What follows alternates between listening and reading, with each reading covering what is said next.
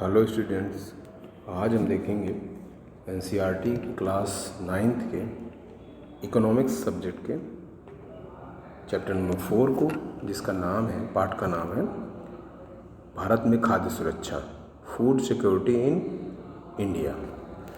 तो ये एनसीईआरटी का यूनिट 4 का चैप्टर 4 है और ये इकोनॉमिक्स का लास्ट चैप्टर है, जिसे हमें इस बुक्स के माध्यम से समझना है कि उस बुक में किस पेज में क्या समझाया गया है। इसके पहले अगर आप इस चैनल पर पहली बार आए हैं तो इस चैनल को सब्सक्राइब जरूर करें और बेल आइकॉन को जरूर प्रेस करें, जिससे आपको लेटेस्ट वीडियो का नोटिफिकेशन प्राप्त हो सके। देखते हैं इस पार्ट में मेन चीज़ सबसे पहले क्या है, खाद्य सुरक्षा क्या है। खाद्य सुरक्षा का अर्थ है सभी लोगों के लिए सदैव भोजन की उपलब्धता, पहुंच और उसे प्राप्त करने का सामर्थ्य। तीन चीज़ें, सदैव भोजन की उपलब्धता, दूसरा है पहुंच और उसे प्राप्त करने का सामर्थ्य। और इस खाद्य सुरक्षा को बनाने में सार्वजनिक वितरण प्रणाली और शासकीय सतर्कता और खाद्य सुरक्षा के खतरे की स्थिति में सरकार द्वारा की गई कार्रवाई पर निर्भर करती है खाद्य सुरक्षा। तीन बातें हैं, सदैव भोजन की उपलब्धता, वो सार्वजनिक वितरण प्रणाली यानी पीडीएस सिस्टम से हो जाता है। शासकीय सतर्कता यानी अधिकारियों पर जो जिम्मेदारी है पीडीएस की निगरानी, गरीबों की आंकड़ों को सही समय पर और सही टाइम पर पहुंचाना, वो पहुंच हो गया। और उसे प्राप्त करने का सामर्थ्य मतलब है कि लोगों को उतना रोजगार हो कि अपनी न्यूनतम आवश्यकताएँ की पूर्ति कर सकें, शासकीय सहायता के माध्यम से या आपदाओं के समय में भी विशेष रूप से। तो ये है इस पार्ट का मेन चीज़। तो खाद्य सुरक्षा के बारे में इसमें ये समझाया गया है कि खाद्य सुरक्षा क्यों चाहिए।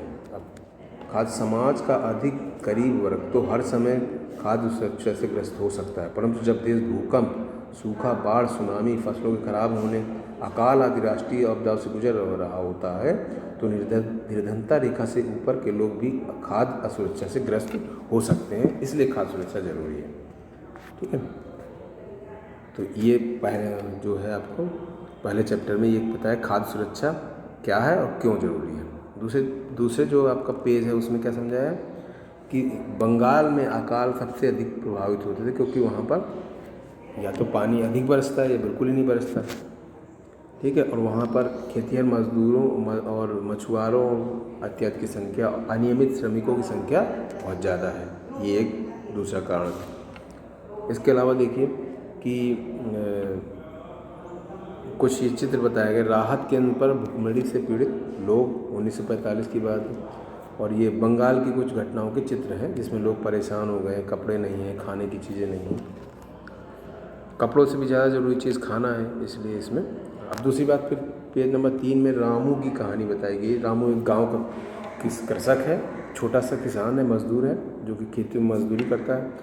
और उसके पास क्या है, मौसमी बेरोज़गारी होती है। कृषि में मौसमी बेरोज़गारी होती है, तो कभी कभी तो उनके पास होता है और कभी कभी नहीं भी होता है। तो ये इस बात में रामू के माध्यम से समझाया गया है। कभी कभी तो उनके पास 2 जून की रोटी का भी इंतज़ाम नहीं हो सकता। तो इसके बाद देखिए इस पेज में कुछ और बातें हैं कि कृषि एक मौसमी प्रक्रिया क्यों है। तो ये सब चीज़ें नेक्स्ट वीडियो में आपको बताया भी जा चुका है। पिछले वीडियो आप प्ले लिस्ट में जाके देख सकते हैं। 9th की भी प्ले लिस्ट है, 10th की भी है, तो उनको आप एक बार विजिट करें, उसमें आपको बहुत से अच्छी वीडियोस की जानकारी मिलेगी। फिर दूसरा उदाहरण शहरी मजदूर का दिया गया है। अहमद बंगलौर में रिक्शा चलाता है, उसकी पूरी कहानी बताई गई है कि वो भी कभी कभी बहुत कमाई कर लेता है और पीडीएस सिस्टम का फ़ायदा उठाता है। तो अब देखते हैं, ये यहाँ पर बताया कि पंजाब में जो कि बहुत कम गरीबों की संख्या, एक किसान HIV प्रकार वाले गेहूं के सामने, जिस पर हरित क्रांति आधारित है। हरित क्रांति पंजाब में, उत्तर प्रदेश में बहुत ज़्यादा अच्छे से सक्सेस है, हरियाणा में।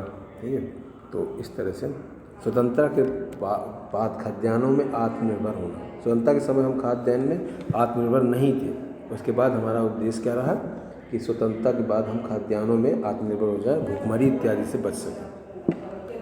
फिर इसके बाद इस पेज में 5वें पेज में समझाया गया भारत में खाद्य सुरक्षा। भारत में खाद्य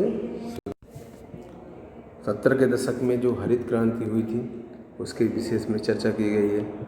ठीक है, यानी कि इसको अगर आप सन में जाएंगे तो 1967-68 अगर कोई सन से पूछता है, ये 17 का दशक हो गया, वहाँ पर गेहूँ और चावल में विशेष रूप से हरित क्रांति का प्रभाव देखा गया खाद्यान्न फसलों में। तो इसमें जो है हम देखते हैं कि खाद्य उपलब्धता कैसे सुनिश्चित की जा सकती है। इस व्यवस्था के दो प्रमुख घटक हैं, बफर स्टॉक और सार्वजनिक वितरण प्रणाली। ये दोनों इंपॉर्टेंट चीज़ें हैं। बफर स्टॉक क्या होता है इसके बारे में अभी हम नेक्स्ट पढ़ते हैं, और सार्वजनिक वितरण प्रणाली यानी पीडीएस क्या होती है इसके बारे में हम देखेंगे। अब देखते हैं, ये जो एक ग्राफिक दिया हुआ है ये क्या है, ये बताया गया है कि भारत में अनाज की उपज कितनी होती है। देखिए 1961 में केवल 80 करोड़ टन था, और जो कि बढ़ के 2018-19 में 281 करोड़, लगभग 200 करोड़ की वृद्धि हो गई थी। तो इससे हम ये समझ सकते हैं कि भारत में अनाज की उपज में तीव्र गति से वृद्धि हुई है और भारत आत्मनिर्भर बन गया है। अब हम देखते हैं कि बफर स्टॉक क्या है, जो कि बहुत इंपॉर्टेंट चीज़ है। बफर स्टॉक है भारतीय खाद्य नियम FCI के माध्यम से सरकार द्वारा अधिप्राप्त अनाज और चावल, गेहूं आदि का भंडार। जो FCI भंडार करती है उसे बफर स्टॉक बोलते हैं, जो कि आपदाओं के समय में काम आता है वितरण में। और दूसरी चीज़ है सार्वजनिक वितरण प्रणाली, पब्लिक डिस्ट्रीब्यूशन सिस्टम। ये क्या है, भारतीय खाद्य निगम यानी FCI द्वारा अधिप्राप्त अनाज को सरकार विनियमित राशन की दुकानों के माध्यम से समाज के गरीब वर्गों में वितरित करती है। इसे सार्वजनिक वितरण प्रणाली कहते हैं। तो ये दो चीज़ें आपको विशेष रूप से इस पाठ में याद रखनी है। इसके बाद देखिए राशन कार्ड के प्रकार। राशन कार्ड 3 प्रकार के होते हैं।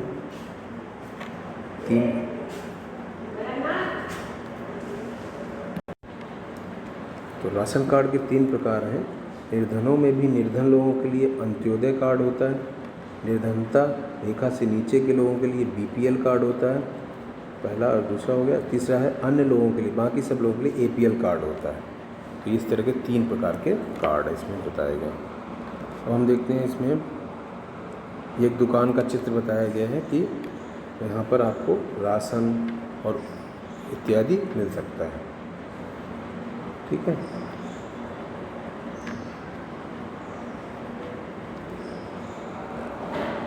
अब हम देखते हैं पेज नंबर 8 में भारतीय खाद्य सुरक्षा अधिनियम 2013 के बारे में कुछ बताया गया है। इसके बाद देखिए ये कुछ योजनाओं को बताया गया कब प्रारंभ किया गया। इससे आपके ऑब्जेक्टिव क्वेश्चन बनते हैं। सार्वजनिक वितरण प्रणाली यानी पीडीएस सिस्टम, जिसकी हमने बहुत चर्चा की है, 1992 से प्रारंभ हुआ था। गेहूं और चावल इसमें दिए जाते हैं 2 रुपये और 3 रुपये किलो। इसी तरह और भी योजनाएं हैं जो आप इसको देख सकते हैं अपनी बुक में, और बुक में नहीं देखना है तो इस वीडियो के माध्यम से भी आप इसको समझ सकते हैं। ये NCERT की ओरिजिनल बुक्स हैं। इसके बाद देखते हैं अंत्योदय अन्न योजना थी जो फेमस है, ये भी 2000 में शुरू की गई थी। इसमें गेहूँ 2 रुपये और चावल 3 रुपये किलो मिलता था। इसके बाद ये भारतीय खाद्य निगम का बफर स्टॉक बताया गया, क्योंकि जनवरी में कम रहता है, इसके बाद जुलाई में बहुत हो सकता है, यानी कि बढ़ता रहता है, हर महीने खरीद फरोख्त चलती रहती है। इसके बाद ये किसानों का चित्र है जो अपने खाद्यान्न को पैक करके ले जा रहे हैं।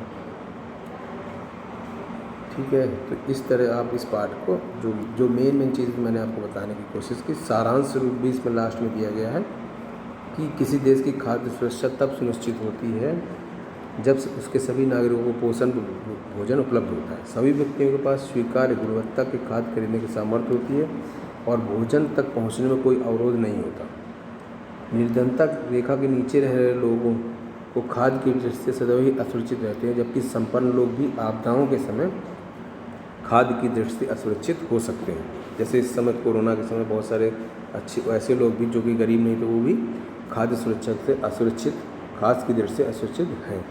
तो इस पाठ में हमने समझा कि भारत में खाद्य एक बेसिक नीड है, हवा की तरह ये भी एक इम्पॉर्टेंट चीज़ है। हवा, पानी और भोजन 3 मूल आवश्यकताएँ होती हैं, उनमें से खाद्य भी जरूरी है। पानी और हवा प्राकृतिक रूप से हमें निःशुल्क मिल ही रही है, लेकिन खाद्य सुरक्षा के लिए सरकार जो प्रयास कर रही है इस चैप्टर में समझाए गए हैं। पीडीएस क्या है, बफर स्टॉक क्या है, अंत्योदय योजना कब शुरू हुई है, पीडीएस सिस्टम कब शुरू हुआ है, कमेंट करके आप बताएं। तो मैं समझूंगा कि आपने इस वीडियो को ध्यान से देखा है। तो आज की वीडियो में इतना ही। वीडियो देखने के लिए आप सबको बहुत बहुत धन्यवाद।